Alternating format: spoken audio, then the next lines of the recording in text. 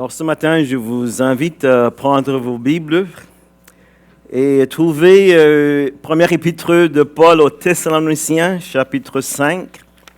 Première épître de Paul aux Thessaloniciens, chapitre 5. Et nous allons lire à partir du verset 1er et nous suivons cette étude, cet enseignement, cette série sans reproche à son retour. Et nous sommes maintenant rendus à la deuxième message dans ce que nous avons appelé le croyant modèle et sa marche, marcher dans l'espérance. On nous raconte une histoire d'un vieux couple assez âgé, où est-ce que, à un moment donné, la dame n'allait pas très bien.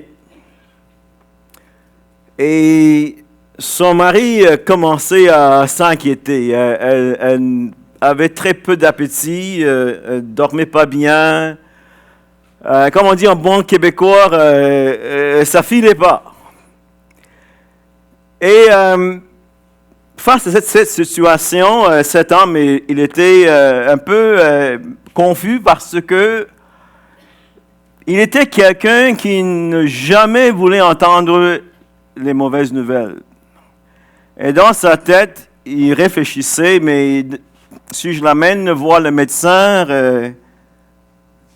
puis je reçois un mauvais rapport, qu'est-ce que je vais faire? Et là, il commençait à imaginer toutes sortes de scénarios, peut-être alors un cancer, peut-être ci, peut-être ça. Je ne veux pas entendre une mauvaise nouvelle. Peut-être aussi, à un moment donné, ça va aller mieux. Mais vous savez, la situation a perduré, ça n'a pas changé. Et finalement, il y a un voisin qui a remarqué aussi, justement, que madame n'allait pas bien, puis il a dit à son mari, mais écoute, tu devrais justement l'amener voir le médecin. Alors, à force d'insister, finalement, il l'a amené voir le médecin. Alors, le médecin, il a fait comme tout bon médecin fait, un bilan complet de sa santé. Et là, il est revenu aussi dans son bureau, puis il a dit justement au mari, écoute, vous avez craigné le pire. J'ai une bonne nouvelle à vous annoncer. Votre dame, elle va très bien. Elle ne fait pas de cholestérol, elle ne fait pas de diabète, elle ne fait pas de pression, elle n'a pas de cancer, mais il y a une problématique. Elle souffre de l'attentionnocite. Il a dit, c'est quoi ça? Ah, c'est un manque justement d'attention. Et le remède est très simple. Elle a besoin justement de plus d'attention de votre part. Plus d'attention, vous devrez dire des petits mots gentils, paroles douces. Vous devrez aussi avoir besoin justement des câlins et ainsi de suite. Son besoin, et c'est exactement ça, elle a besoin de plus d'attention. Et là, le mari, était tout à fait soulagé. Wow! Il dit, merci. C'est une bonne nouvelle. Est-ce que nous pouvons prendre rendez-vous la semaine prochaine? Vous savez, il y a des personnes qui sont comme cela dans la santé. Peut-être ici, ce matin, il y a quelques-uns, vous n'allez jamais voir le médecin parce que vous ne voulez pas entendre les bonnes nouvelles. Il y a souvent des gens qui disent, je veux pas savoir. D'un coup, j'y vais, là, puis il me dit quelque chose, j'aimerais ne pas savoir. Il y a d'autres qui disent, mais écoute, si j'ai quelque chose, j'aimerais savoir pour qu'on puisse aussi avoir le remède approprié.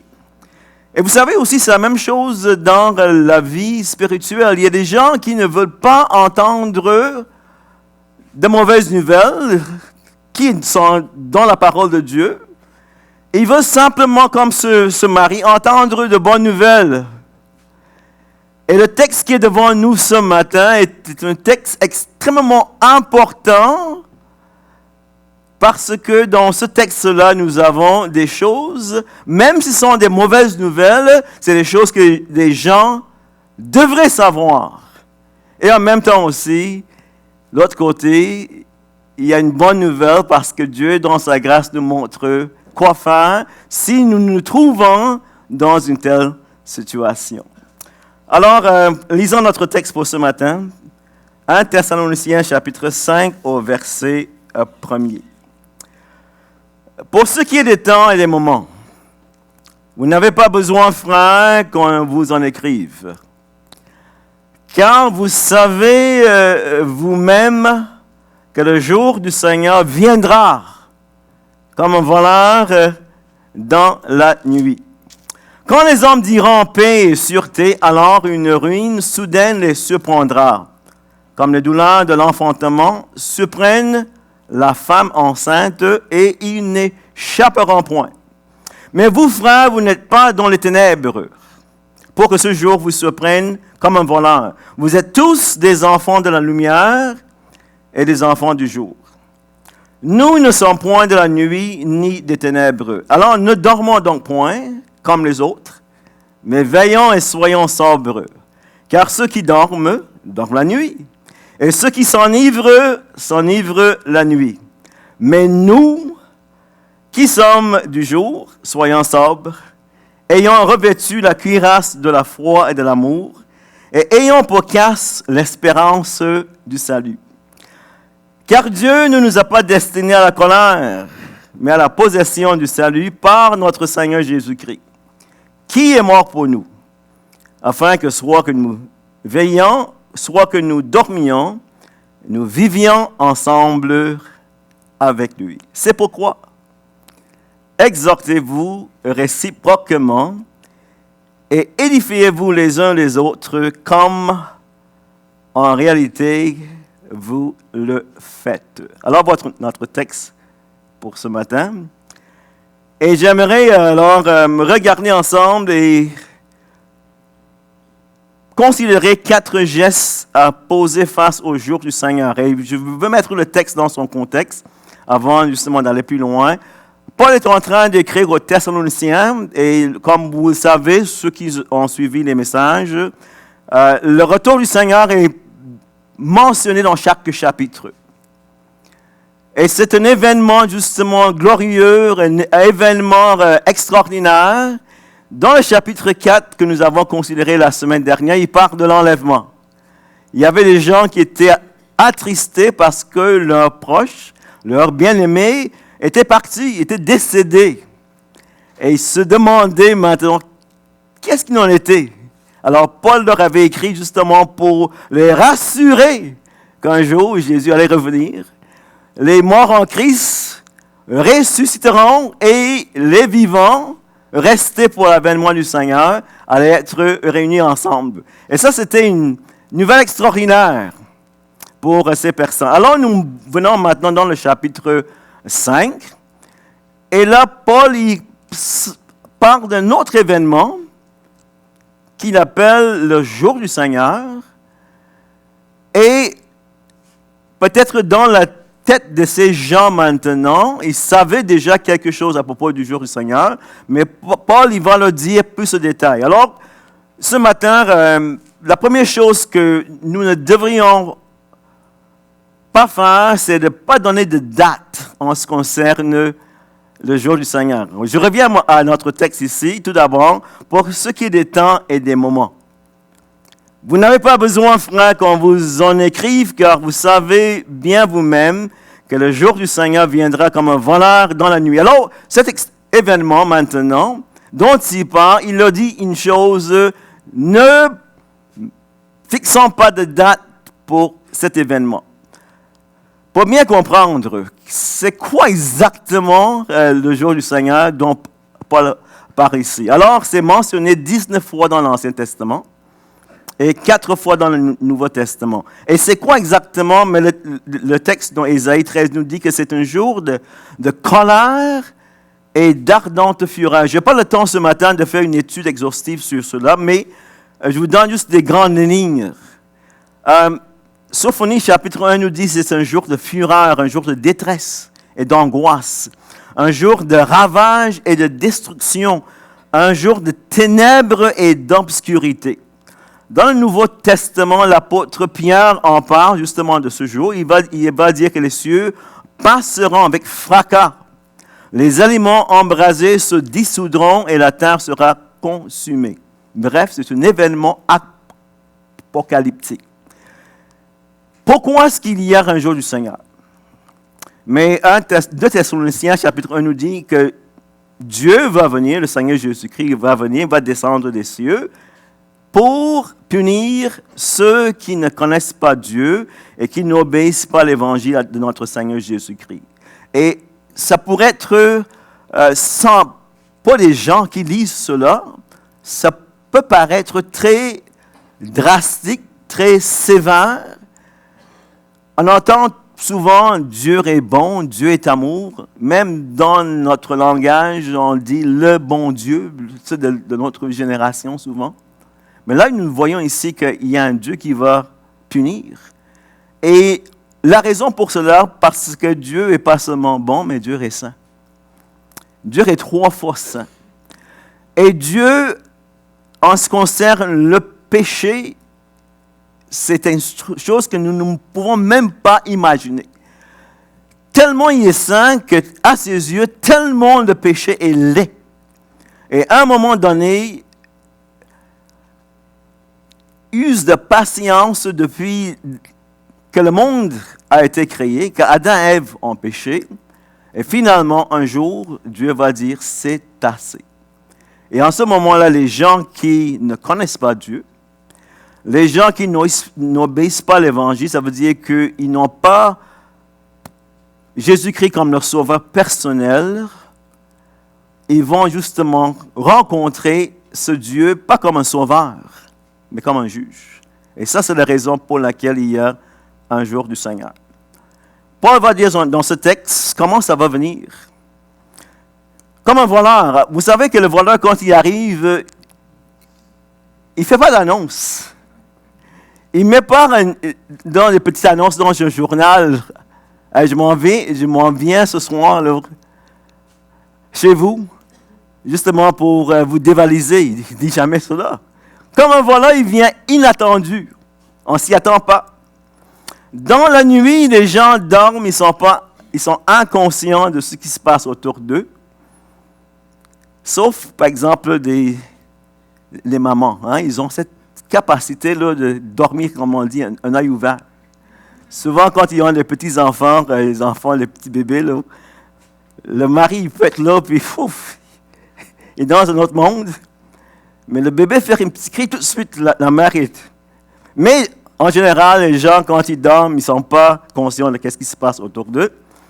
Et aussi, comme ils disent dans le texte, comme les douleurs de l'enfantement, c'est inévitable. Une femme, quand elle porte un bébé, on sait qu'à un moment donné, elle va accoucher. Et à un moment donné, les douleurs vont venir. Alors, il y a 2 questions ici. Et je sais que je vous donne des choses assez générales. Dans ce temps qui me reste, et dans ce type de message, je n'ai pas le temps d'aller dans tous les détails de l'eschatologie, les choses de la fin des temps. Si ça vous intrigue, si vous voulez en savoir plus, mais je vous réfère à Michel Pedneau, Jean Lepine et d'autres qui vont donner justement un enseignement approfondi sur justement des choses de la fin. Mais pour ce matin, peut-être vous avez des questions comme j'ai mis ici. Le jour du Seigneur est-il synonyme de l'enlèvement? Parce qu'il semble que Paul fait une transition. Il parlait de l'enlèvement en chapitre 4. Et tout d'un coup, il s'en va dans le chapitre 5. Il a dit ceci, pour ce qui est des temps et des moments. Vous n'avez pas besoin, frère, qu'on vous en écrive. Et là, il amène maintenant vers le jour du Seigneur. Alors, est-ce qu'il est en train de faire justement un parallèle? Est-ce que l'enlèvement dont il vient de parler au chapitre 4, c'est la même chose que justement le jour du Seigneur, ce jour qui est terrible, un jour de jugement, un jour de colère de la face de Dieu. Et la deuxième question, la question qui tue, comme on dit, quand auront-ils lieu l'un par rapport à l'autre, s'ils ne sont pas synonymes? Alors, ce matin, on va revenir à ces questions. Vous allez voir à travers et je fais exprès pour ne pas répondre à ces questions. Mais vous allez voir que, et j'espère, à travers la prédication, vous êtes capable vous-même, justement, de répondre à ces questions. Mais avant d'aller dans mon deuxième point, j'aimerais vous poser une question ce matin. Comment est-ce que vous allez face à ce que nous avons entendu à propos du jour du Seigneur? Quelle est votre réaction? Est-ce que pour vous c'est une mauvaise nouvelle? Est-ce que ce matin vous pouvez dire, qu'importe quand ce jour viendra, ça ne m'affectera pas parce que c'est un jour de colère. Mais Jésus-Christ, mon Sauveur, a subi la colère de Dieu à ma place à la croix. Vous savez, il y a des gens dans ce monde qui vont nous parler justement de la fin du monde, puis les autres, ils m'ont dit, écoute, ça ne me dérange pas, on va y savoir quand on va y arriver. Mais si vous êtes ici ce matin et vous ne pouvez pas dire qu'à un moment donné dans ma vie, je me suis vu pécheur, j'ai eu justement ce sentiment que j'étais perdu.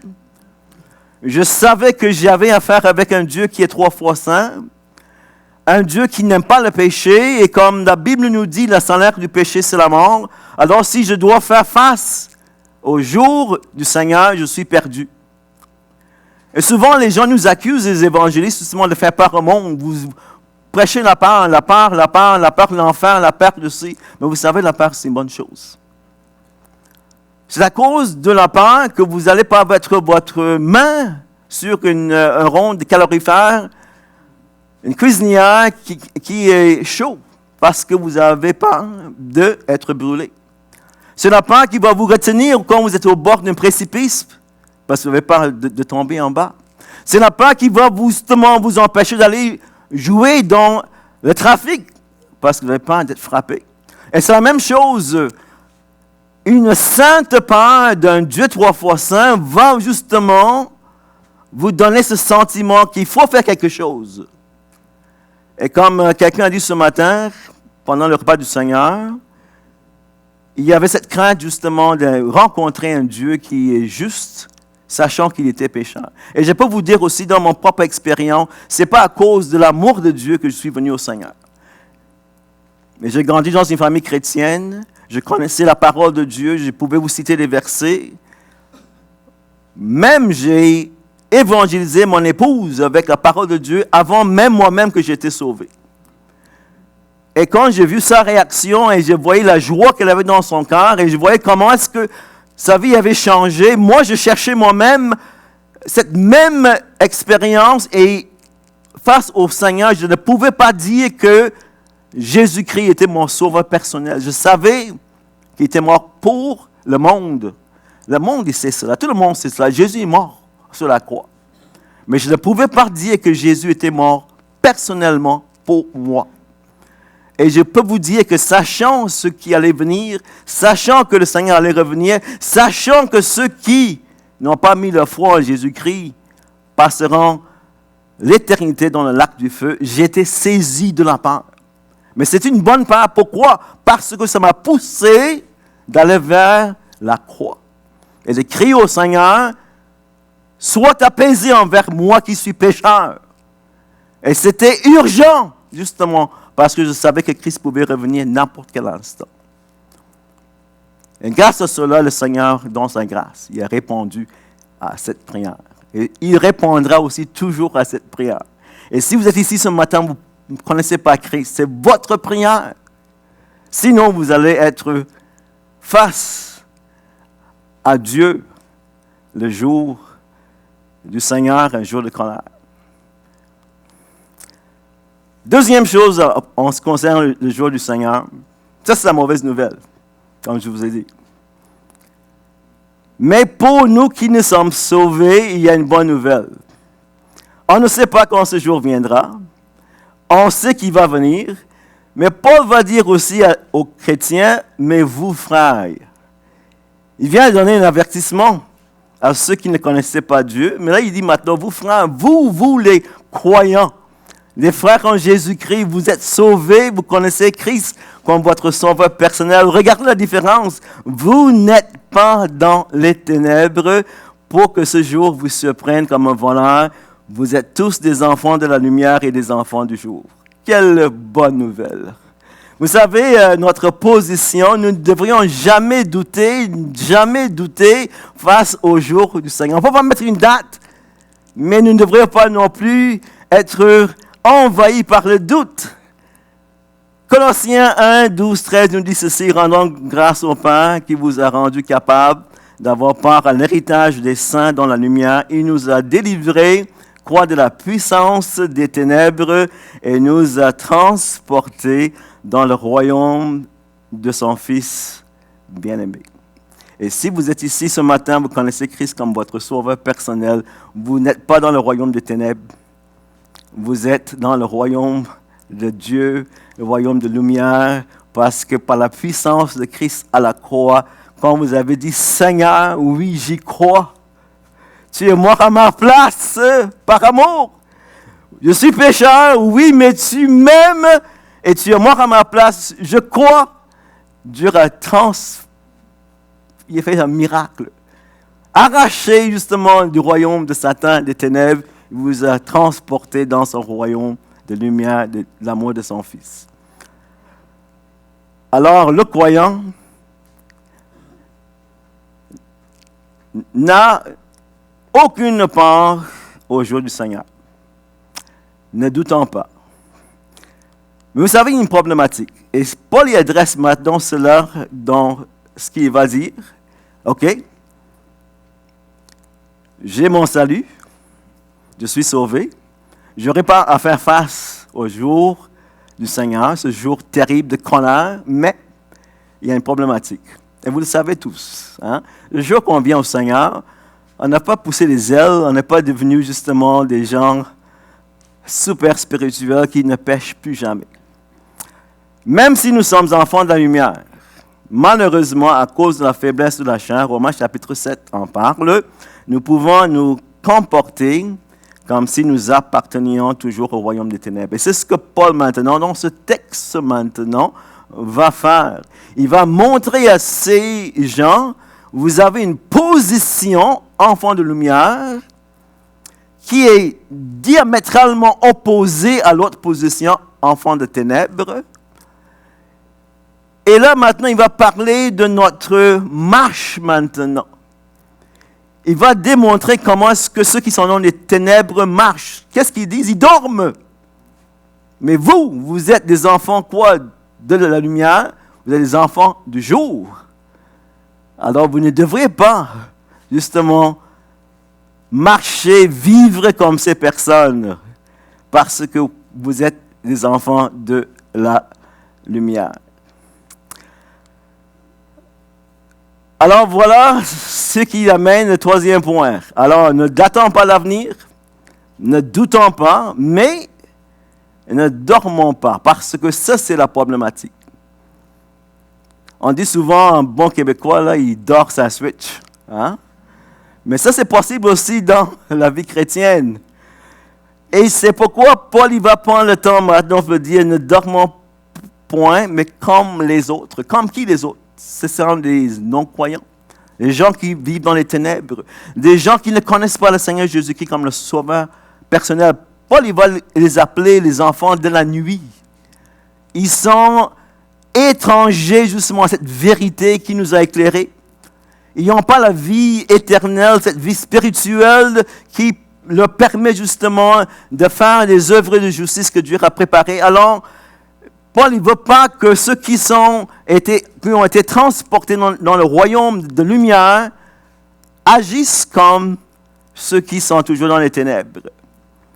Et vous savez, il y a des raisons pour lesquelles on peut justement être en train de dormir. Dans un premier temps, là, ça peut être l'attente du maître. Et dans Matthieu chapitre 25, on voit cela. Ça, c'est la parabole des 10 vierges qui sont allées à la rencontre de l'époux. Et qu'est-ce que nous lisons? Comme l'époux tardait. Qu'est-ce qui est arrivé? Ils sont tout endormis. Et vous avez, quand vous avez, peut-être si vous avez des jeunes enfants, je me rappelle souvent, là, quand on prenait un long voyage avec les jeunes enfants, c'est quoi la question qu'ils posent? Est-ce qu'on est bientôt arrivé? Est-ce qu'on est bientôt arrivé? Et c'est quoi la réponse classique que les parents donnent? Dors! Ça va paraître moins long. Ça peut fonctionner dans le monde physique normal, mais pas pour le chrétien. Paul ne veut pas justement que les chrétiens dorment. Et c'est vrai, ça fait 2000 ans depuis que Jésus est monté au ciel. Et même Pierre va nous dire qu'il y a des gens qui se moquent justement de cela quand on parle du coteau. Ils disent que, où est-il? Ça fait longtemps qu'on vous en parle et puis il n'est pas revenu. Et ça pourrait être une façon justement pour nous de s'assoupir et de s'endormir. Mais Paul, il ne veut pas cela. Et la deuxième chose aussi, il y a les attraits du monde.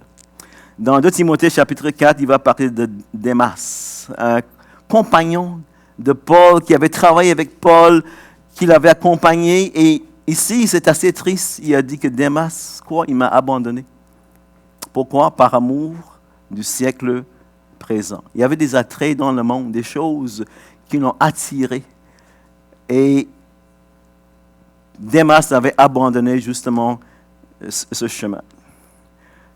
Il y a une parallèle assez frappante dans le livre, c'est classique, Voyage du pèlerin. Il y a Christian et Fidèle, c'est les deux qui s'en vont vers la cité céleste. C'est vraiment très bien. C'est Paul Bunyan qui a écrit cela. Très bien. Et ça nous montre justement qu'est-ce qui arrive dans la vie chrétienne. Ils vont quitter la cité de la destruction. Ils sont sauvés, puis là, ils s'en vont vers la cité céleste. Bref, ils sont en route pour le ciel. Et chemin faisant, ils vont passer par une ville de la vanité. Et là, il y a une foire. Et là, dans cette foire, il y a toutes sortes d'attractions. Et là, il y a un homme qui va s'approcher de nos deux voyageurs. Il va dire, « Que voulez-vous acheter, vous autres? » Et là, il a toutes sortes de choses. Et les deux répondent, « Nous achetons la vérité. » Et ça, c'est quelque chose aussi qui peut justement être un danger. Il y a, oui, l'attente, mais il y a aussi des attraits. Faites attention qu'une distraction ne devienne pas une dépendance qui fait dormir. Et vous savez vous-même, il n'y a personne qui est à l'abri de cela. Nous sommes tous entourés, bombardés jour et nuit par des distractions. Je ne suis pas contre les distractions. Je ne veux pas dire qu'on ne devrait pas prendre des vacances, on ne devrait pas s'amuser, on ne devrait pas jouer à un sport, mais je peux vous dire que si ces choses deviennent justement le point focal de notre vie, si on est pris avec cela, si on passe des heures et des heures et des heures avec ces choses, mais là, justement, il y a ce danger de s'endormir. L'exemple classique, c'est les médias sociaux. La technologie, c'est une bonne chose, j'ai utilisé la technologie pour préparer mon PowerPoint, mais aussi, il faut être équilibré parce que ça peut devenir justement un attrait qui fait en sorte qu'on oublie qui nous sommes, on oublie où est-ce que nous en allons, et comme les gens de ce monde, on s'endort. Mais Paul y amène maintenant les correctifs. Ne dormons pas comme les autres, mais croyons, soyons alertes, veillons. Et vous savez l'importance de la prière. Comment est-ce qu'on va rester veillé? Si on ne veut pas dormir, il faut rester veillé. Une bonne façon, c'est la prière. Matthieu chapitre 26, le Seigneur s'en va à la croix. Il prend les disciples avec lui, Pierre, Jacques et Jean. Qu'est-ce qu'il leur dit? Restez ici et veillez avec moi. Élie s'en va prier. Et quand il revient, qu'est-ce qui arrive? Ils sont endormis. Mais c'est quoi sa reproche? Vous n'avez pas pu veiller avec moi 1 heure. Veiller et quoi? Prier. L'esprit est quoi? Bien disposé, mais la chair est faible. Et vous savez, j'ai mis Matthieu chapitre 6 là. Ça, c'est la prière qu'on appelle la prière dominicale, Notre Père. Et le Seigneur est en train de dire aux gens, il ne faut pas, quand vous priez, là, d'utiliser des vaines répétitions. Et là, il donne cette prière qui, pour moi, c'est une prière d'importance capitale. Si on le dit, pas de façon machinale, mais en réfléchissant sur les paroles. Notre Père qui est aux cieux. Tout de suite, ça change. Mes yeux sont portés quoi en haut? Que ton nom soit quoi sanctifié? Que ton règne vienne. Comment est-ce que je peux être en train de dormir dans ce monde ici quand je suis en train de prier que le règne de Christ vienne? Et quand je sais aussi que quand son règne viendra, il va y avoir des gens qui ne sont pas sauvés, qui vont justement rencontrer le Dieu 3 fois saint. Ça, c'est une bonne prière qui va nous garder éveillés. Deuxième chose, pour rester éveillés, soyons actifs. Soyons alertes, veillants, mais soyons actifs. Regardez le texte encore. Il va dire ceci, ne dormons donc point comme les autres, mais soyons sobres. Le mot sobre veut dire quelqu'un qui monte de la mesure, de la réserve, une attitude de quelqu'un qui agit avec prudence. Malgré tout ce qui se fait autour et qui est en train de se faire, cette personne qui est sobre est capable de faire la bonne mesure, fixer les priorités, mettre les temps et les énergies à les bonnes places. Et une façon de faire cela, c'est d'être actif dans le service du Seigneur. Paul va dire ceci, vous allez être sobre ayant revêtu la cuirasse de la foi. Vous savez, la foi est toujours associée avec quoi? Les œuvres. Jacques va nous dire que la foi sans les œuvres est morte. C'est par la grâce que vous êtes sauvés. C'est un acte de foi que je mets ma confiance en Dieu pour mon salut. Mais après que je suis sauvé, une foi active va être vue, démontrée plutôt par les œuvres qui démontrent justement que j'ai la foi. Et une bonne façon de rester éveillé, c'est de prendre le verset Éphésiens 2:10, l'apprendre par cœur et le mettre en pratique. Nous sommes sauvés par grâce. Mais Éphésiens 2:10 nous dit que nous sommes quoi? Créés à l'image de Dieu, nous sommes son œuvre, ayant été créés en Jésus-Christ. Pourquoi? De bonnes œuvres que Dieu a préparées d'avance pour nous afin que nous les pratiquions. J'aimerais vous dire ce matin que votre vie n'est pas sans sens aux yeux de Dieu. Quand Dieu vous a sauvé, c'était pour un plan précis. Dans sa grâce et dans sa miséricorde, il a préparé pour vous des œuvres que seulement vous pouvez les accomplir. C'est vous et Dieu. Il y a un plan pour votre vie, il y a un chemin pour votre vie. Et avec ces œuvres-là, il vous a équipé, si vous êtes sauvé avec le Saint-Esprit, la parole de Dieu, pour que vous puissiez devenir tout ce que Dieu veut que vous soyez. Vous voulez rester actif et ne pas dormir, mais chercher activement ce plan de Dieu pour votre vie. Revêtu la cuirasse de la foi. Deuxième chose aussi, soyons actifs, ayant revêtu la cuirasse de l'amour. Les deux vont ensemble. Si je fais de Dieu, justement, le premier amour de ma vie, c'est le premier commandement, tu aimerais le Seigneur, ton Dieu, de toute quoi, ton âme, ton cœur, ta force, ta pensée. Alors, je recherche le plan de Dieu pour ma vie, mais je cherche aussi le Dieu qui a préparé ses œuvres pour ma vie. Psaume 42 va dire ceci: comme une biche soupire après de courants d'eau, mon âme soupire auprès de toi, ô mon Dieu. Mon âme soupire après toi. Vous savez, Dieu nous a créés avec cette capacité d'aimer. Et si Dieu n'est pas notre premier amour, si nous ne trouvons pas notre satisfaction, notre plaisir en Dieu, on va le trouver ailleurs. Ça, c'est sûr, c'est sûr. On a été créés comme cela. Soit que Dieu est en train ce matin de nous remplir, de nous combler, ou bien je vais chercher justement mon plaisir, ma satisfaction dans d'autres choses. Un amour actif recherche le Dieu de justice. Et David avait justement cette soif. John Piper va dire ceci, et je n'ai pas le temps d'entrer dans les détails. C'est un homme qui, justement, quand il prêche, constamment revient à ce thème-là.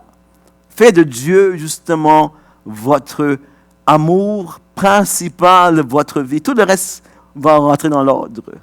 Trouvez votre plaisir, votre satisfaction dans sa personne. Et quand cela arrive, don't waste your life. Ça veut dire que votre vie ne sera pas justement un gaspillage. Parce que vous avez couru auprès d'autres choses. Soyons actifs, mais aussi soyons en adoration si nous ne voulons pas dormir. Il va dire aussi, prendre la cuirasse, c'était une partie de l'armure romaine, justement pour cacher le thorax de camp, où est-ce qu'il y avait les organes, justement, mais aussi ayant pour casque l'espérance du salut, car Dieu ne nous a pas destinés à la colère, mais à la possession du salut par notre Seigneur Jésus-Christ, qui est mort pour nous, afin que soit que nous veillions, soit que nous dormions, nous vivions ensemble avec lui. Ça aussi, c'est une manière de ne pas dormir. De se concentrer sur Jésus-Christ, sa personne, son œuvre. Le texte nous dit que Jésus-Christ est mort pour nous. Pourquoi? Afin que nous vivions ensemble avec lui. Vous savez, il y avait quand nous commençons à saisir un peu la profondeur, la miséricorde et de l'amour de Dieu pour nous, en nous délivrant d'une éternité de souffrance dans le lac du feu, nous serons en adoration devant lui. On ne sera pas en train de dormir. Luc chapitre 17, il y a ces 10 personnes lépreuses qui ont été guéries. Et l'un d'eux, se voyant guéri, qu'est-ce qu'il fait? Il rebrousse chemin. Il se jette aux pieds du Seigneur. Se prosterne devant le Seigneur et glorifie Dieu. Mais le Seigneur a une question. Il dit, où sont les 9 autres? Où sont les 9 autres? Il y a juste un seul, un Samaritain, qui est revenu pour donner gloire au Seigneur. Frères et sœurs, ça ne devrait pas être notre condition. Nous devrions être de ceux qui font justement un devoir par amour de venir dimanche après dimanche. Et même aussi que l'adoration soit un style de vie. Parce que Jésus-Christ est mort pour nous. Pourquoi? Pour que nous puissions vivre pour l'éternité avec lui. Dans le bonheur, dans la gloire. Échapper justement à cette colère du jour du jugement. Et de connaître seulement la grâce et la miséricorde et l'amour de Dieu. Ça, il n'y a pas de prix à cela. Je vous donne souvent des chants en anglais, mais c'est parce que quand j'étais sauvé, j'étais dans une église anglaise. On avait l'habitude, justement, autour de la table du Seigneur, de chanter des cantiques qui nous rappelaient la mort et la souffrance. Et ça, c'est un des cantiques qui souvent me touchait. Gethsemane, can I forget? Est-ce que je peux oublier Gethsemane? Or there thy conflict see. Voir le Christ qui est là, Père, s'il était possible, que cette coupe s'éloigne de moi. Non pas ce que je veux, mais ce que tu veux. Il y avait justement cette tension-là. Et là, qu'est-ce qu'il dit? Que ta volonté soit faite. Thine agony and blood like sweat. Ça, ce n'était pas une petite chose. La Bible nous dit que sa soie est devenue comme des grumeaux de sang qui tombaient à terre. Et comment est-ce que je peux méditer sur cela et oublier et ne pas me rappeler justement de ce Sauveur qui est mort pour moi afin que je puisse passer l'éternité dans sa présence et échapper au jour du jugement. Finalement, face au jour du Seigneur, ne datons pas l'avenir, ne doutons pas, ne dormons pas, mais finalement, ne nous désistons pas. Pourquoi? Paul va dire ceci, exhortez-vous, édifiez-vous réciproquement, comme en réalité vous le faites. Et vous savez qu'il n'y a personne qui est à l'abri de s'endormir. Personne. Un jour, ça peut m'arriver d'être justement en train de dormir. Et là, Paul est en train de dire ici à ses croyants, vous avez une responsabilité. Dans le corps de Christ, vous avez une responsabilité les uns envers les autres. Et quand vous voyez quelqu'un qui est en train de dormir, vous avez la responsabilité par amour de lui dire, « Hey, réveille-toi, tu dors. Pire encore, tu ronfles. » Alors Paul il dit ici, justement, veillez les uns sur les autres. Et soyez pas comme Caïn, quand le Seigneur a dit, où est ton frère Abel? Il dit, je ne sais pas. Je suis le gardien de mon frère. Oui, nous avons justement cette responsabilité par amour de nous encourager, de nous exciter. Hébreux 10, 23 nous dit ceci, retenons fermement quoi? La profession de notre espérance, parce que celui qui vous appelait est quoi? Fidèle. Veillons les uns sur les autres, afin de quoi? Vous exciter à quoi? À l'amour et aux bonnes œuvres. N'abandonnons pas votre assemblée, comme c'est la coutume de quelques-uns, mais quoi? Exhortons-nous réciproquement.